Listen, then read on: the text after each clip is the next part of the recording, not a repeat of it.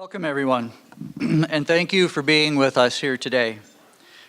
As Amy said, I am John Harris, and I'm this year's chair of the Board of Supervisors. And I'd like to start by thanking the League of Women Voters who have organized today's event. They're tremendous advocates for civil engagement, and we all benefit from their dedication and hard work. Thank you very much. I'd also like to recognize our county elected officials who are here today. Please stand if you would. Supervisors Jim Hauser, Brent Olson, Ben Rogers, Stacy Walker, County Attorney Jerry Vandersanden, Auditor Joel Miller, Recorder Joan McCalmont, Treasurer Sharon Gonzalez, and Sheriff Brian Gardner.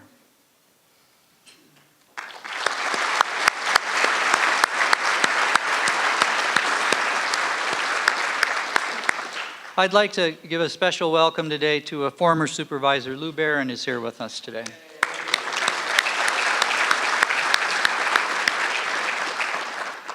I would also like to acknowledge and thank all of Linn County staff for the work you do on behalf of the residents every day.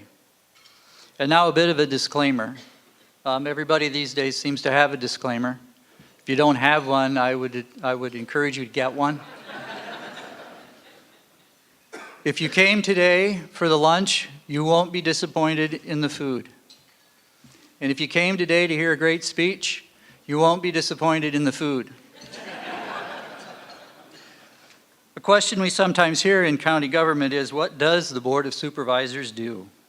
By the end of lunch, everyone here should be able to answer that question. We'll even make it easy for you by playing a short video.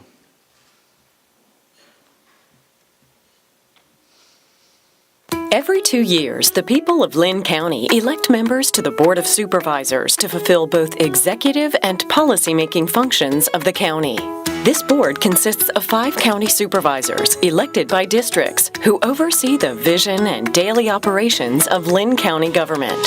Linn County is the second largest county in Iowa, which means there is a lot of work.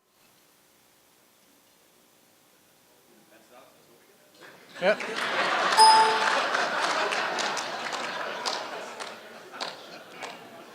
We're going to try this one more time.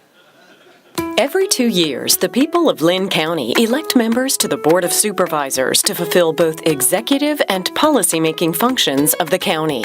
This board consists of 5 county supervisors elected by districts who oversee the vision and daily operations of Linn County government. Linn County is the second largest county in Iowa, which means there is a lot of work to be done by the Board of Supervisors. Their full-time job and focus is to work hard for you to help make Linn County a better place to live, to work, and to enjoy life. What the supervisors do and how it affects you might surprise you. From A to Z, accessibility to Zika prevention, the work of the Board of Supervisors touches the lives of every Linn County resident. As executives of the county, a supervisor may meet with one of over 20 department heads and county elected officials, create new policies and ordinances, review the $100+ million county budget, attend meetings, and listen to the concerns of constituents, nonprofits, and business leaders with the goal of planning and improving the overall direction of the county. Together with Linn County's 750+ employees, the Board of Supervisors works to advance the county's strategic plan for customer satisfaction, high quality of life, and maintaining financial health. Here's how. From attending community events, overseeing county services and addressing such issues as mental health and disability services, veteran affairs, transportation for people with disabilities, early childhood education, juvenile justice, economic development, constituent outreach, helping residents who struggle to meet basic needs, ensuring safe roads and bridges, lobbying state legislators on county issues, collaborating with city councils within Linn County, enhancing Linn County's parks and trail system, maintaining Linn County's award-winning AAA bond rating. The Board of Supervisors strives to use your hard-earned tax dollars in the most efficient and effective ways possible, while also enhancing quality of life and improving your experience with county government. Any Linn County resident can write, phone, or meet in person with a Linn County supervisor. We encourage you to participate in the issues that matter to you most. With the help and expertise of Linn County staff, the Board of Supervisors fulfill their promise and duty to serve and serve well the people of Linn County. You can learn more about your Board of Supervisors and stay informed by visiting www.linncounty.org.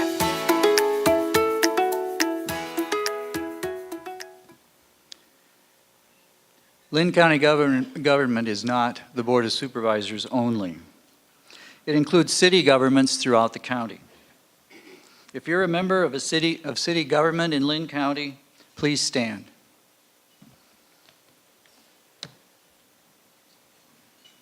There are 18 cities and towns in Linn County, and I salute and thank those local governments for their work. Please remain standing. And sometimes thankless efforts to make Linn County a safe and prosperous place to live and work. I want to thank and acknowledge our co-workers in county government, the mayors and the council persons of Linn County.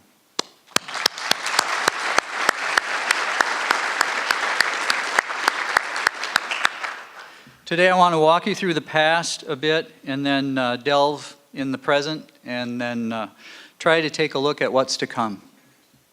As many of you know, this is the last State of the County address when you will see 5 supervisors for at least the next 6 years.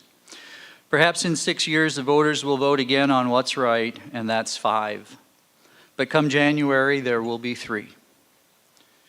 Prior to 2008 election, the voters decided that 5 supervisors was the right number, and Supervisors Rogers and Olson joined Supervisors Hauser, Langston, and Barron in January 2009, 6 months after the Great Flood of 2008.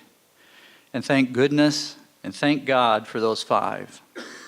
They set about the huge chore of putting Linn County back together again. We lost 2 county buildings in 2008. We cleaned up and repaired other buildings that we could save. All in all, 8 buildings were repaired and improved. 2 buildings were constructed, and we sold 2 historic buildings to private development. The Mott Building, which is now loft apartments along the Cedar River downtown, and the Whitwer Building, which is now the White Star Ale House in downtown Cedar Rapids. Both of these historic buildings are listed on the National Register of Historic Places. For those of us who were here in 2008, we all know too well the destruction that was left by the flood. My home in Palo was among those flooded. But we are all blessed with our Iowa resolve to work hard and get back up when we're down. A FEMA worker told me, we go all over the country helping with flood recovery and hurricane recovery. But we've come to love Iowa and Iowans because it's here in Iowa that we've seen the hardest working people, the kindest people, and neighbors helping neighbors. During that time of rebuilding our infrastructure, the Board of Supervisors worked to minimize the cost to taxpayers as much as possible. The total cost to repair and rebuild county buildings was $61 million, and through creative efforts of the Board of Supervisors and staff in working with the state and federal governments, the total cost to local taxpayers was a mere $11 million. This included 2 new buildings designed to serve specific needs of the public: the Community Services Building that houses Linn County's Human and Social Services departments, and the Juvenile Justice Center. The cost also included customer-focused improvements to our renovated buildings that are now LEED certified and energy efficient.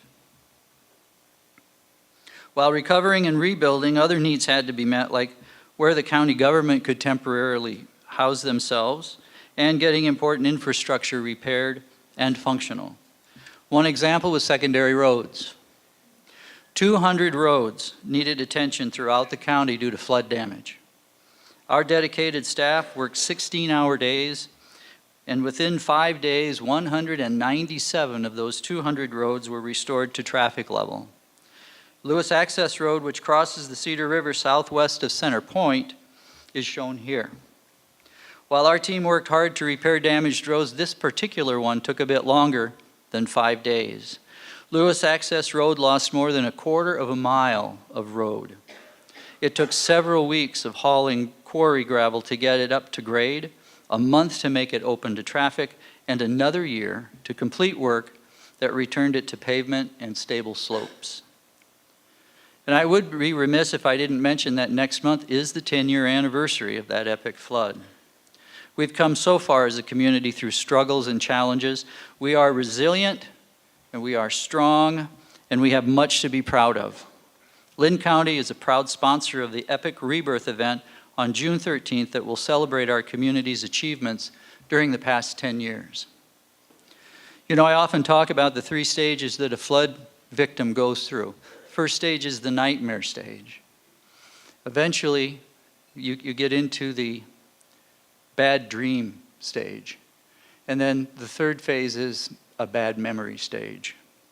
I hope we are in the bad memory stage, but I still sting a little bit when I think about that flood. And now today, I believe that Linn County's tradition of excellence continues. Despite the challenges of the 2008 flood, the county levy rate has remained stable for the past 10 years, as shown in this graph. County elected officials and department managers have worked to sustain their operations and essential services under a frugal budget. And I know this isn't easy and has required much effort. We have also retained our AAA bond rating, which is a testament to our financial stewardship. I also believe that the current Board of Supervisors is the most capable, diverse, and caring group of elected officials I've had the privilege to work with in my 25 years of public service. And despite our diverse backgrounds, we have, most of the time, joined together as one united board to tackle issues like mental health, infrastructure, and public safety. And here we are, the Board of Supervisors.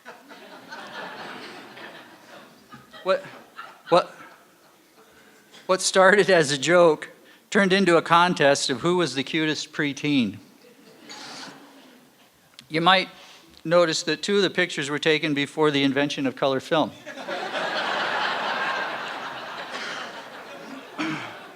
And I'm sure you can identify all of us. I know I haven't changed at all.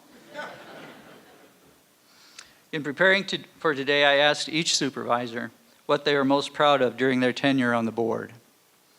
Brent Olson's passion is conservation, parks, trails, and nature. He's also an attorney, which adds to his unique contributions.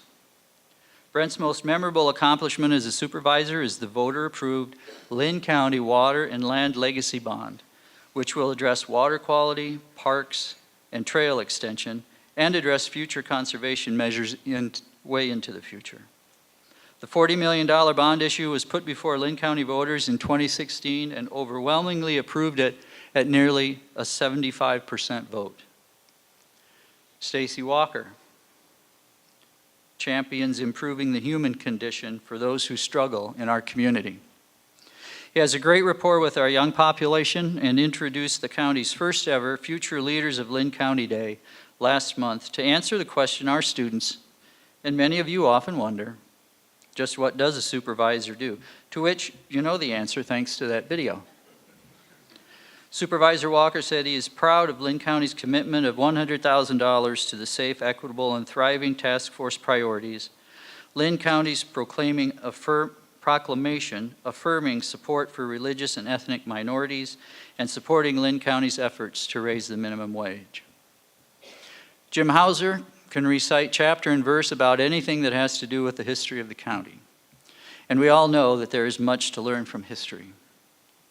In Jim's 23 years as supervisor, he has served as board liaison to virtually every Linn County department, and among other responsibilities is now serving on the Public Health's Opioid Steering Committee.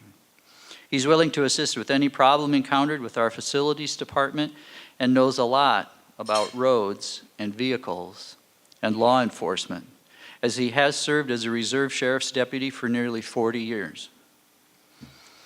Ben Rogers hearts with our citizens who are physically and mentally challenged, those who are homeless, and all who need a hand up.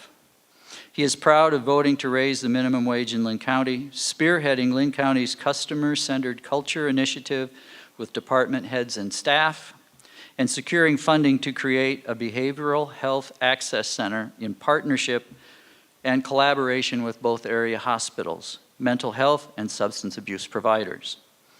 The Access Center will more adequately and appropriately treat people with mental illness and substance abuse issues and divert them from the more expensive and often less effective levels of service as emergency rooms and jail. That brings us to me and what gives me pride over the last 8 years. I think it's the opportunity to use my position to help in time of great need. For example, I've had a hand in assisting storm relief for Toddville and Prairieburg after severe storms, and making rural roads safer by leading a process to control 19 formerly uncontrolled rural intersections by providing additional signage. I like to think that being involved in city government in Palo for 15 years allows me to represent the rural point of view on the Board of Supervisors. Linn County has achieved a number of successes in just this past year. All of them can be traced back to the 3 objectives in our strategic plan, and those are customer satisfaction, quality of life, and financial health. This month we broke ground on the new Linn County Public Health and Child and Youth Development Building, also known as the Harris Building. Nope, it's not named after me. I could never hold a candle to the people that the building is named after, and they are Dr. Percy and Leah Harris, a couple well known in Cedar Rapids for their lifetime of dedication and service to health and education, as well as their pioneering civil rights advocacy. The contractor for this building was selected using what's called a lease purchase agreement.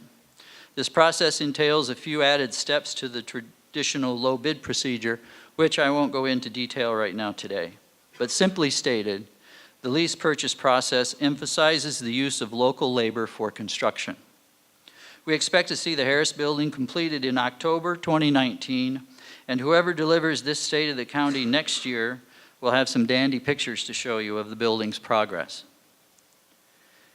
And with the groundbreaking ceremony tomorrow at noon, we will soon be watching the construction of the Prospect Meadows Baseball Softball Complex. The facility is expected to open up next spring. Phase 1 will include 8 fields, plus a miracle field for persons with special needs.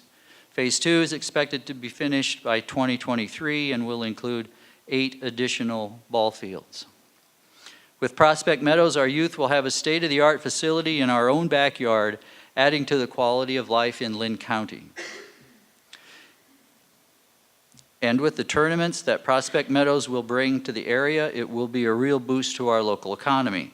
It's anticipated that when Prospect Meadows is fully operational, it will account for up to $20 million to the local economy every year.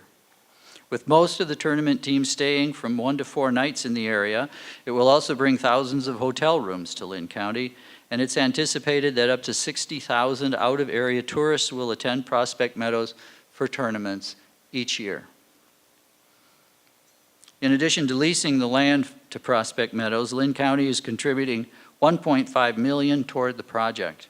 An audit completed this year by Sports Facilities Advisory, LLC, found the project feasible and demonstrates a strong likelihood of success. This summer, Linn County expects to issue the first bonds for the Water and Land Legacy Project that voters overwhelmingly approved by almost 75% in 2016. This level of support highlights the importance that Linn County residents place on water quality, natural resources, parks, and trails. The issuance of bonds will create $40 million over the next 10 to 20 years for the purpose of protecting sources of drinking water and water quality of rivers and streams, acquiring and protecting national areas for floodwater storage and wildlife habitat, and park improvements and trails. The Board of Supervisors appointed a Water and Land Legacy Bond Public Review Board and to monitor the use of water and land legacy proceeds for compliance with the purposes of the wording that was in the ballot. Earlier this year, Linn County received a gold designation from the National Soul Smart program for making it faster, easier, and more affordable for homes and businesses to go solar. SoulSmart is a national organization funded by the U.S. Department of Energy that helps local governments develop solar energy in their communities. The SoulSmart Gold designation recognizes Linn County for its leadership in encouraging solar energy growth and removing obstacles to solar development. One of Linn County's ongoing priorities is enhancing customer satisfaction and workplace culture. This has been a focus of ours for a few years now. As part of Linn County's commitment to a customer-centered culture, we created a culture coordinator position dedicated to advancing this work. This position is in our Human Resources Department and coordinates programs, trainings, projects, and activities related to Linn County's customer-centered culture. We also added 3 new positions in the Treasurer's Office to better serve our growing customer base. This is Linn County's busiest office, annually serving more than 100,000 customers. We also created a service coordinator position in Veterans Affairs Office. This outreach position is primarily serving our rural residents who have transportation or other mobility barriers that prevent them from accessing services in our VA office in Cedar Rapids. Options of Linn County successfully met a year and a half ahead of schedule the new federal requirement that all Medicaid-funded programs that provide day habilitation for people with disabilities must do so in integrated settings and be person-centered. Staff developed a dynamic approach to providing services by integrating client activities throughout the department, increasing the number of large group activities and offering community-based activities to a broader spectrum of option customers. At the conclusion of our successful site review, Options staff asked reviewers if there was another program they could benchmark that meets the requirements. The response of the reviewers was, "You're it." The Linn County Auditor's Office is working to maintain the security of election systems by reviewing the office's cybersecurity procedures. The office is also preparing for changes brought about by the Electronic Modernization and Integrity Act, the Voter ID Act, and training all poll workers on the new regulations mandated by the new state law, which include asking voters for ID at the polls. Election staff are committed to doing all they can to ensure that your voting experience is efficient and secure. Public safety is a top priority and function of government. In Linn County, public safety and legal services make up the largest portion of our budget. That's 25%. Our sheriff deputies take seriously their mission to protect the lives and property of our citizens and are often recognized with life-saving awards. At Sheriff Gardner's request, the Board of Supervisors approved 6 new deputy positions for next fiscal year to meet the growing needs of the department and their service to you, our citizens. The Linn County Sheriff's Office continues to embrace department-wide training designed to build positive community relationships through engagement, collaboration, trust, and respect. The trainings focus on crisis intervention, leadership, ethics, and stress resilience. Linn County Attorney's Office has engaged in a series of meetings with local leaders and law enforcement officials in a collaborative effort to consider and offer proposals to improve the criminal justice system. This group is considering strategies and measures designed to strengthen police-community relations, promote public safety, and improve equality and fairness in the judicial system. And just last month, Linn County Board of Health approved the formation of a steering committee to address the public health crisis associated with opioid use disorder. For the last 2 years, the Linn County Public Health has been working with local, state, and federal partners to find solutions to lessen the impact of opioid addiction in Linn County. The steering committee has already met twice and is a positive step forward in our efforts to combat this nationwide health issue. Safe and efficient transportation infrastructure is also a key element of county government. Each year, Linn County reviews and prioritizes road construction and maintenance projects for our 1,135 miles of road. Nearly 30 road construction projects are expected to take place in 2018. All in all, effort to improve the safety and travel experience for you and all who travel on Linn County roads. These projects are funded from multiple sources, including local, state, and federal funding, local option sales tax, and proceeds from the state fuel tax. You can visit our website and sign up to receive notification of our road construction projects. Since 1998, the Linn County Secondary Road Department has received native seed through the University of Northern Iowa Tallgrass Prairie Center. The program is administered by the Iowa DOT on behalf of the Federal Highway Administration. This plant material has been used along primary and secondary roads to provide weed and erosion control, habitat for pollinators and wildlife, reducing stormwater runoff, and reduce snow drifting, and provide food for wildlife. Beginning this year, Linn County will make this native seed available to adopter roadside sponsors to create even more roadside planting opportunities. And we're always looking for more groups to adopt a roadside. And this year, you can help create pollinator habitats while also helping clean up the public rights-of-way. For those of you who attended this luncheon last year, you might remember Supervisor Olson announcing a call for a new county logo. We spent the last several months working on this project as part of a larger rebranding initiative in Linn County. The implementation of this new look will begin this summer, along with a redesigned website later this year to make it easier for you to find the information you're looking for, whether it's on a desktop or other mobile device. And now my look toward the future, and my advice for the 3 remaining supervisors. Linn County must continue to deliver on our mission of providing customers the most satisfying products while maintaining sound fiscal management and enhancing the life of those in Linn County. We must continue our progress to advance our strategic goals: customer satisfaction, high quality of life, and financial health. The next 3 supervisors must be diligent on spending and prudent with the levy rate as much as possible. Our strategic plan calls out our commitment to maintain excellence in budgetary and financial management, demonstrating accountability to taxpayers through responsible budgetary decisions. The board must continue to cultivate our workplace culture where we live and our core values of open communication, accountability, respect, recognizing contributions, and creating a supportive and positive work environment. These core values translate into a positive experience for our customers. But it's really simple. Let's just be nice to each other. The county must care for those in need, our most vulnerable citizens. The state government has given that responsibility to counties, and it's one of our most important charges. We should never lose focus on that. We have accomplished so much and have done many things to be proud of in Linn County. These accomplishments are a credit to the more than 750 county employees who take pride in their work, are experts in their field, and are committed to finding new and better ways to provide services.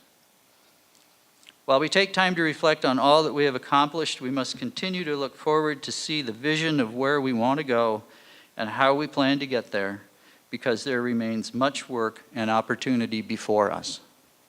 We must look for partnerships where they make sense and find ways to work creatively with the city of Cedar Rapids to accomplish shared goals and visions. We're all in this room today because Linn County matters to us. Let us all work together to make Linn County even stronger and an even better version of the wonderful place it already is today. Thank you for your time today. In closing, a little advice for the future board and also our other local decision makers. I heard this poem at a John Denver concert in the 90s at the Five Seasons Center. I often think of this poem in my private and public life when a problem needs to be dealt with. It's called The Ambulance Down in the Valley. 'Twas a dangerous cliff, as they freely confessed, though to walk near its edge was quite pleasant, until over the side slid a duke and a prince, and it had fooled many a peasant. The people all said something had to be done, but their projects did not at all tally. Some said, put a fence round the edge of the cliff. Others, an ambulance down in the valley. The lament of the crowd was profound and so loud as their hearts overflowed with great pity. But the ambulance carried the cry of the day as it spread to the neighboring cities. A collection was made to accumulate aid, and dwellers in highway and alley gave dollars and cents, not to furnish a fence, but an ambulance down in the valley. For the cliff is all right if you're careful, they said, and if folks ever slip and are dropping, it's not the tripping and sliding that hurts so much as the shock when they're stopping. And so on for years as these mishaps occurred, quick forth would the rescuers sally to pick up the victims that fell from the cliff with the ambulance down in the valley. Said one in his plea, "It's a marvel to me that you give so much greater attention to repairing results than to curing the cause. Why, you'd much better aim at prevention. The mischief, of course, should be stopped at its source. Come, friends and good neighbors, let's rally. It makes far better sense to rely on a fence than an ambulance down in the valley." "He's wrong in his head," the majority said.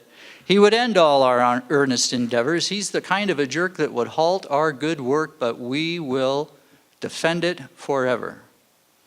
Don't we pick up them all just as quick as they fall and treat them with care quite liberally? A superfluous fence is of no consequence if the ambulance works in the valley."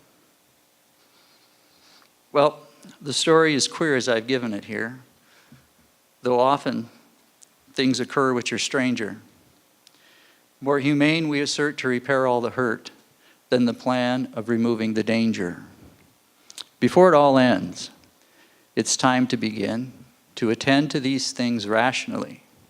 Yes, build up the fence and let us dispense with the ambulance down in the valley. Thank you very much.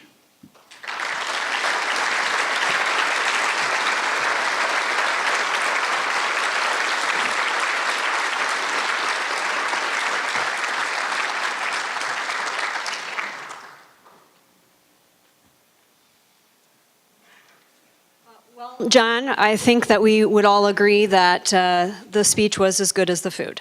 Thank you.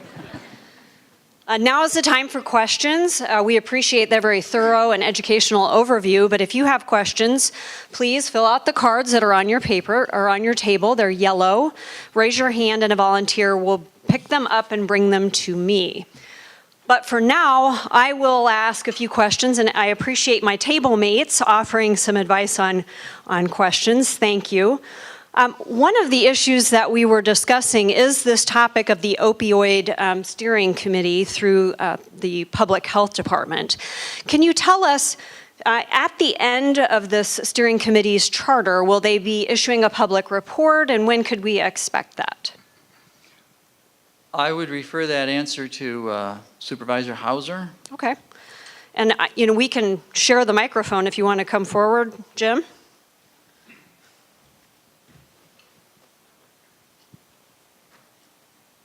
I don't know if our mission is to come up with a charter. We're following a plan that was developed down in Franklin County, Tennessee, Franklin County, Ohio, Columbus. And they put together a plan of action that was implemented last May. And they gave that information to us at a conference down in Columbus last summer, the National Association of Counties. So I brought that back, shared it with Pramod. And Pramod, actually, the director of our Public Health Department, is the one that put the steering committee together. And we're trying to implement that action plan that was put together down in Columbus to help head off the impending outbreak of overdosing of opioids that they're seeing in other parts of the country. Actually, down in Columbus is probably the heartbed of the country, and they were experiencing nearly 25 to 30 deaths per day. And with the implementation of this plan, they've reduced it down to 12, and their goal is to reduce it even further. And we had 27 deaths in Linn County last year, and we'd like to see that reduced further down closer to 0. And we've implemented several things already. The Narcan with the sheriff's deputies, Sheriff Gardner's been implementing that program. And education, I think, is a key to keep people from getting dependent on the opioids for pain. That's one of the things that's probably been widely used is for pain medication. And then when they get cut off from the opioids, they have to revert to other things that are illegal. So it's education, prevention, and then treatment of those that get involved with the addiction. Could you let people know Thanks, if Jim. the plan is on the website or We're in the process of trying to get the plan electronically so we can get that up on our website. Currently, we have it in the paper form. Thank you very much. Thanks, Jim. Oh, some brave soul has issued a question. Okay. How will work be divided moving forward from 5 to 3 supervisors? And as a subpart, will there be enough human resources to maintain the volume of work? Is there another question? That's the one you've got. The 5 of us have already started discussing what the world is going to look like with 3 supervisors. We know that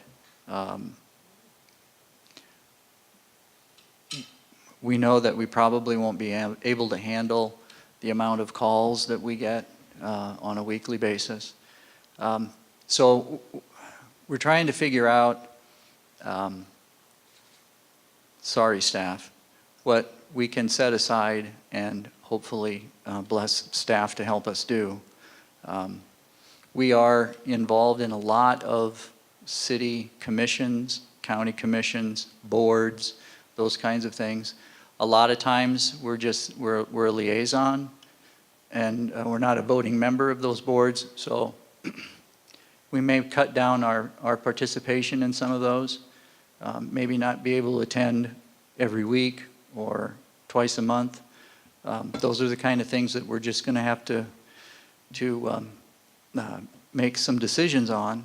And the other thing is, we don't know which 3 are going to survive the election.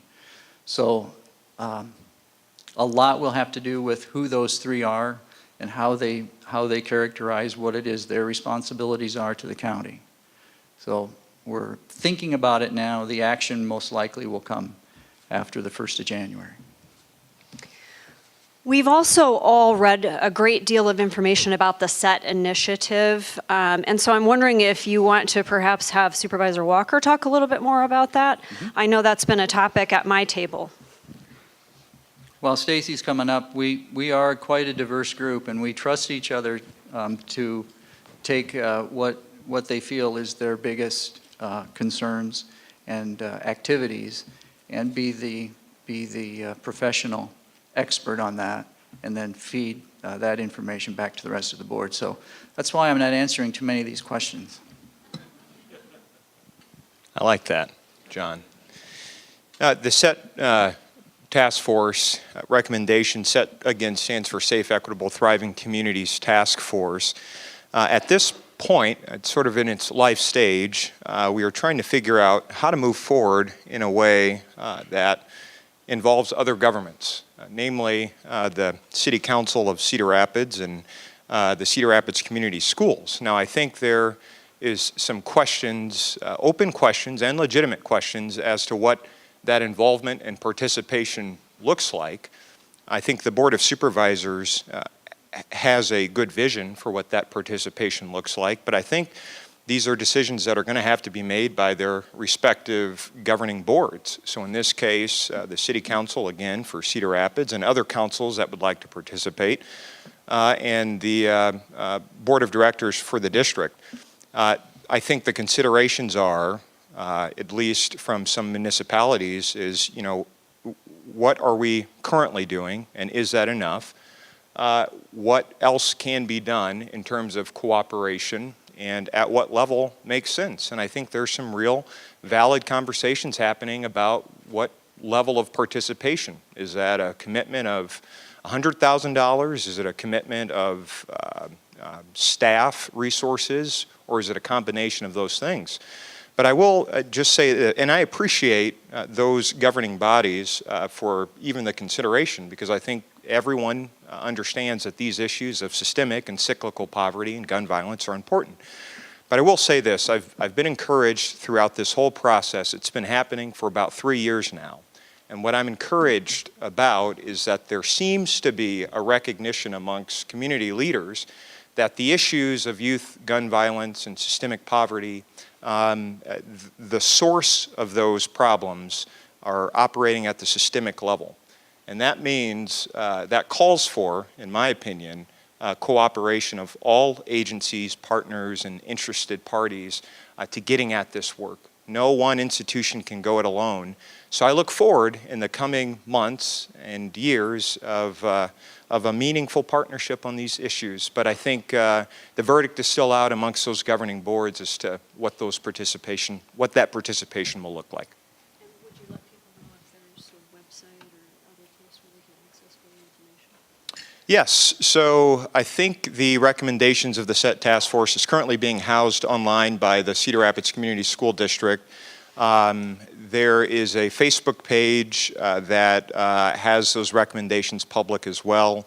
And if anybody wants to reach out to me, stacy.walker@linncounty.org, or councilperson Dale Todd, we'd be happy to get those recommendations or any other information about this effort out to you. Thank you for your question. Thank you. Another question at my table, and of course if you have any other questions, feel free to bring them forward, was about the issue of how much activity occurred during this last legislative session. And so in noting, as you were talking about, one of the supervisor's roles is to advocate on behalf of the county at the state legislature. What would be the top 1 or 2 issues that you'll want to see lobbied on behalf of Linn County in the next legislative session? I think we were lucky that the legislature ran out of time before they could act on reducing the backfill to make up for the reduction in commercial property tax. They didn't get to that, so we didn't have to take a hit on in that particular time frame for the backfill. I find it, now that we're talking about the legislature, I remember in the not too distant past that we as a group kept trying to spur the legislature to do something. And this year it seems we were trying to spur the legislature into not doing so much. So it was feast or famine this time around. I think that's the most important one that we'll probably spend more time on, and that's to figure out ways how the state can keep providing us backfill funding and not at a reduced rate. But we do have some extra time, and now that we do have the extra time, we'll be doing some look into our budgets to see how we can compensate for that reduction. I imagine it'll be on the top of the list next year when they meet. Thank you. Our discussion with Supervisor Walker tripped a follow-up question, which is, will funds allocated to the SET task force objectives provide support for programs improving access to entrepreneurship in addition to employment? I assume you want me to pass the microphone back. Yes, to Stacy. him. This is fun. It's fun for me too, because I'm sure. you get to answer the question. On the SET task force, we studied a number of different, we'll call them subject areas, one of which was economic opportunities, which is different than economic development. Part of the recommendations for economic opportunities came some instances like banning the box, which the county has recently done. This was an activity, or this was an action that allows more equitable access into the job market. So out of these subcommittees, if you will, on the economic opportunities, I do think there was conversations about how to encourage entrepreneurship and how to encourage individuals who haven't always had access to certain sort of streams of income or other resources that maybe other folks in this community have had. I know that there is a program operating right now. I think it's Cedar Rapids Entrepreneurial Program. It's a partnership with GoDaddy, I want to say, and the city of Cedar Rapids and other community partners. Perhaps maybe Horizons is involved in that. And look, these are all great opportunities that focuses on certain demographics within our community that, quite honestly, have been left behind when it comes to entrepreneurial opportunities. And Jenny Schultz, who many of you know in this room, offered a sort of alternative method for expending these funds, and that was to allow different organizations in the community to sort of act or to submit applications for these funds, an RFP process. So if it is the case that community experts are saying one of the ways in which we can empower folks in our community and to avail more economic opportunities is by investing in programs like CR Entrepreneurial Program, then maybe that program should be allowed to make a grant application to access these funds. And then a panel of experts made up of individuals from the private and public sector and individuals who have a great understanding of the comprehensive nature of the SET task force could be on this sort of steering committee that makes these granting awards. And that way, again, it's really the community sort of addressing these deep-seated systemic issues. Thank you. Let's do one more question, and it's my question, and that is this. Given how much time you've focused on where we were, the past, and the flood, and our experience with rebuilding from the flood, how do you feel about the county's position to prevent or to mitigate future floods? Well,